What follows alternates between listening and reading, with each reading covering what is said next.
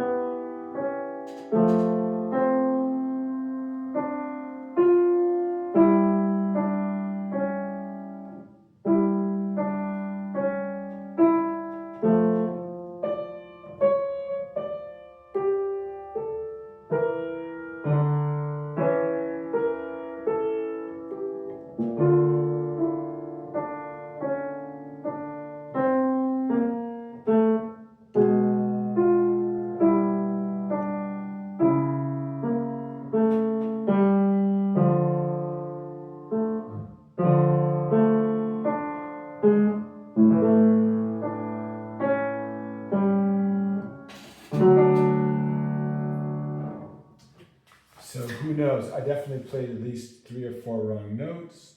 Then over history, maybe one scribe, one note was lost in a transcription. They didn't have copy machines, right? So unless it's the original text that actually Bach wrote with ink and a feather, it's going to be rewritten by hand, you know, so I play wrong notes, that might be a wrong note, and then there's wars and weather catastrophes in the last 300 years, and they can also end up destroying some paper here or there.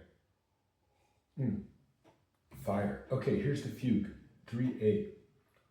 1, 2. Okay, let's just play so it's the right rhythm that we can keep up with. So it's going to be da, ta, ta, ta. We're doing it like that. We can try to be the fastest we could possibly do. 1 and 2 and 3 and so 1 and 2, 3 and 2 and 2 and 3. Watch, I still make a mistake. This slow. 3 and 1 and 2 and 3 and 1 and 2 and 3.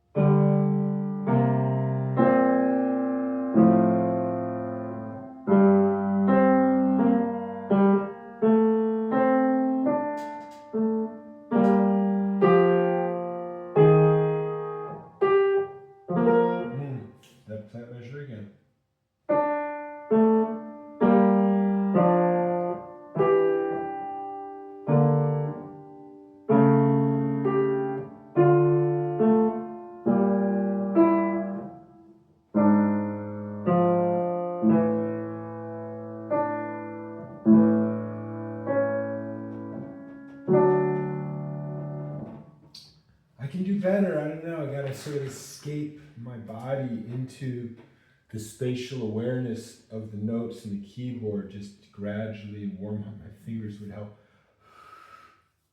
Okay, so now we're in E minor with one sharp. So just the F sharp, E minor, G major. So are we here at the right place? I think we are on the keyboard. So it's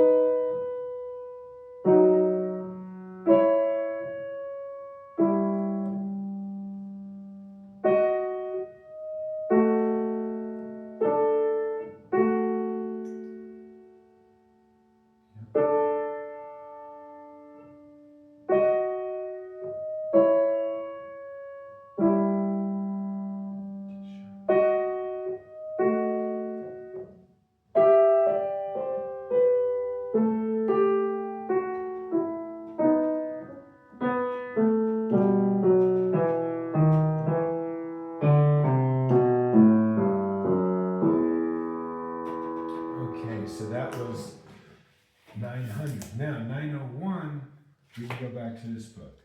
So let's play one more. Now we're warming up a little bit. Just leave it where it is here. We go to 901, which is on page 72. See, normally these commercial books, they don't organize the pieces just numerically. So there's definitely some discrepancy out there in the Bach scholarship. So there's one group that just decided these is sort of the flow of the pieces, and this is how we're going to number them all, the BWV.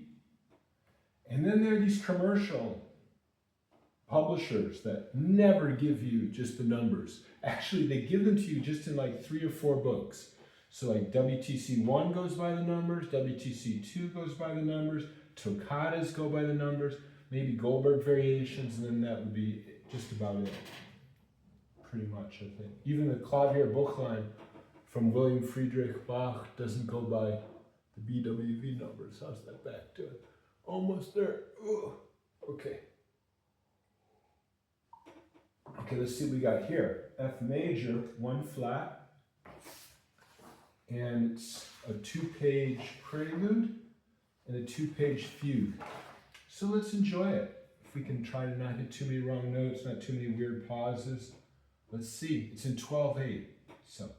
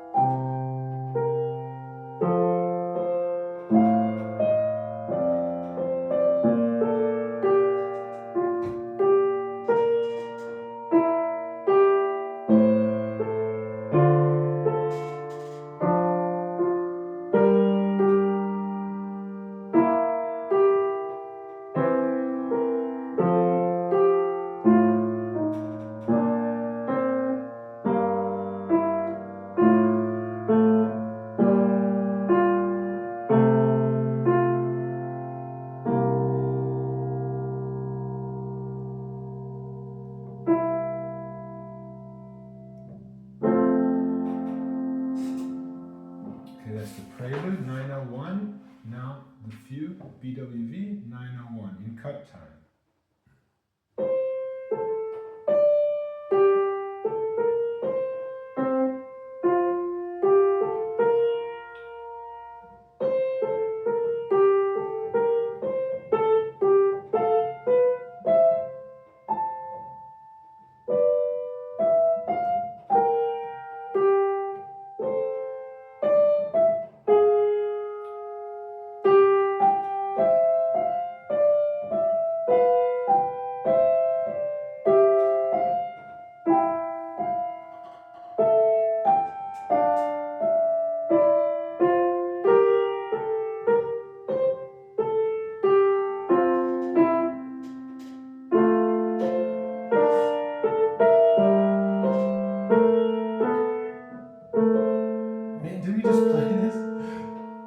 Not too long ago, that's chromatic sliding, that chromatic like sliding down. Didn't we just do this? I gotta check that. Then maybe this is similar to something. Come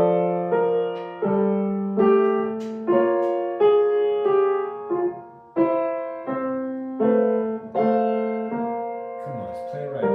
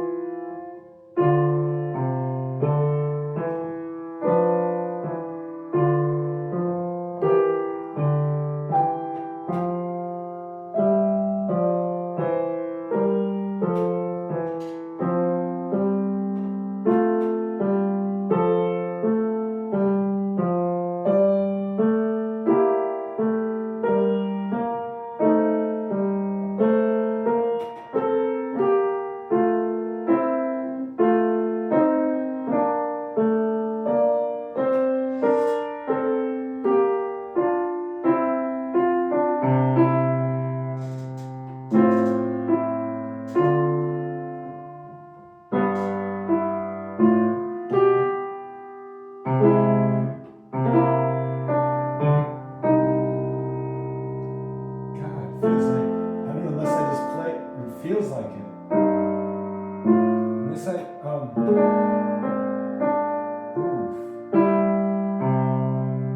interesting.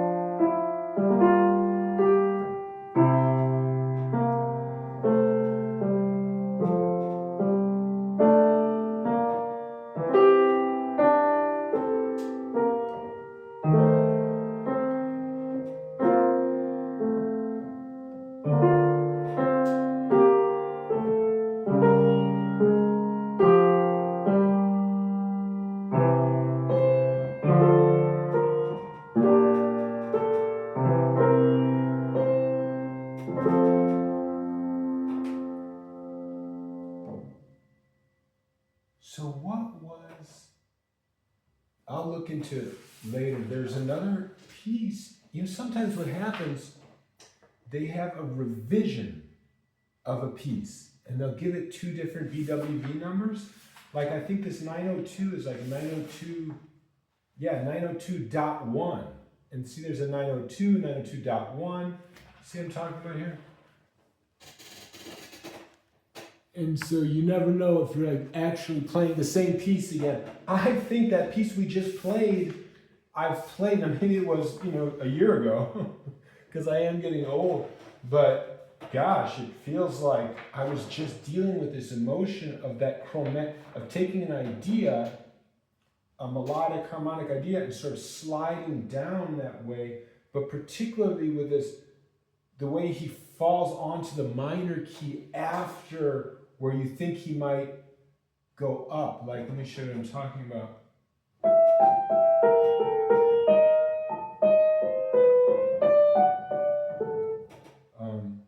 So like where that E minor was. Let's just try here.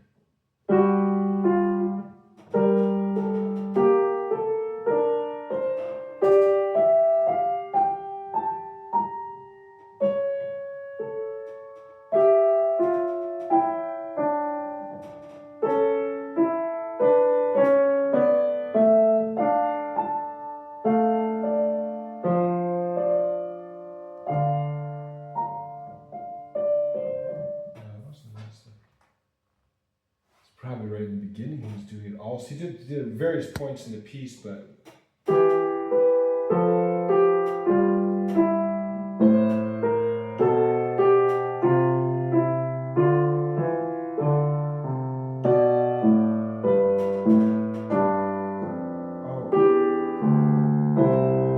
we're playing the prelude. Maybe it was in the fugue actually. I think it was in the fugue. I apologize.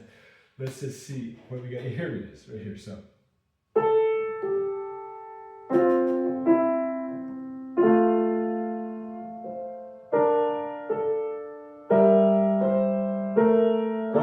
Now see, I would say, okay, so it's like something like that, but instead of taking that feeling of resolution of that major, F major, he pushes you here into this C minor, okay? So let's just check that out. So it's what he actually wrote, not what I played just now. Now and I'll play what he really wrote, which is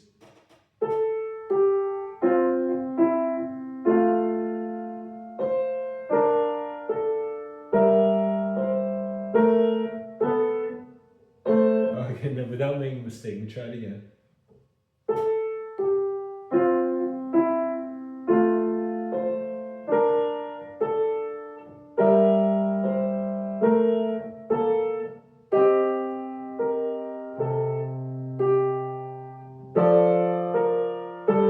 Now again, I would hope to, you know, but no. What does he do here? So that part right there.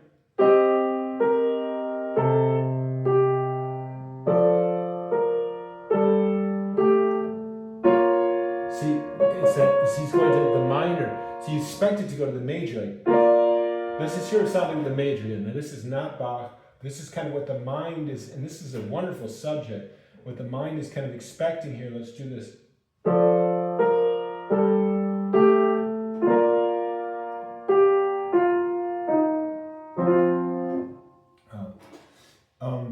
Listen to this. If your mind is expecting something, think of it as a planet that would be just on a trajectory in space, okay? Not like an asteroid, okay? So just on a trajectory. So that's like what you're expecting is your inertia, your direction, whatever all that classical physics is. And then comes another planet what Bach puts there. And then you kind of get sucked into it, and it's not what you expected.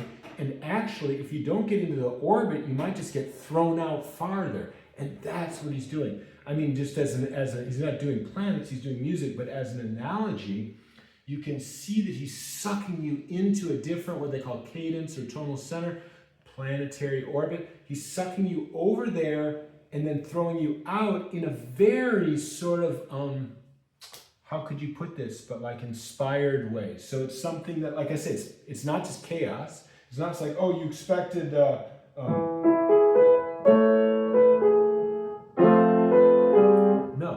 it's not that.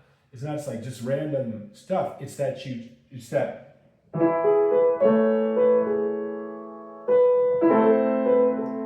it's something that's going to pull you between the expected and the unexpected into something else. Boy, this house is so weird right now. It's like, it seems like it's like cold, and then all of a sudden it's really hot. It's probably just me. So let's just hear a little bit more of that planetary pulling before we finish for now. So.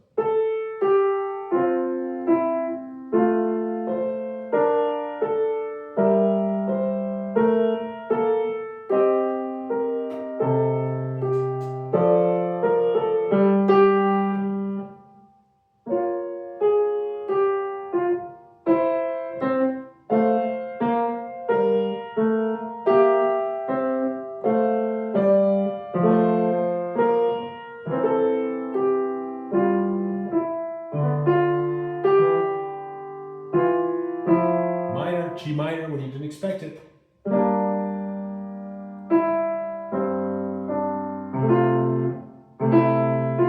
to me, it's not music theory. To me, this stuff is just these emotions of life. So that's when I'm playing it, I'm just being sort of like consoled by a great father, Johann Sebastian Bach, who's saying, yeah, Tom, it's like that. Your dreams are dashed. So when it goes minor, it feels like my dreams are dashed. And in that dashed dream, look at the texture. Look at the sunshine. Look at on the water. And did you think that makes everything okay? Because it doesn't. And look at this next up, beautiful woman, this new opportunity to meet this person and love them, to give love. And she's not able to have children that she wanted to have. And go to the bakery and get some coffee, etc., etc. There's my baby daughter right there. She's 12 years old.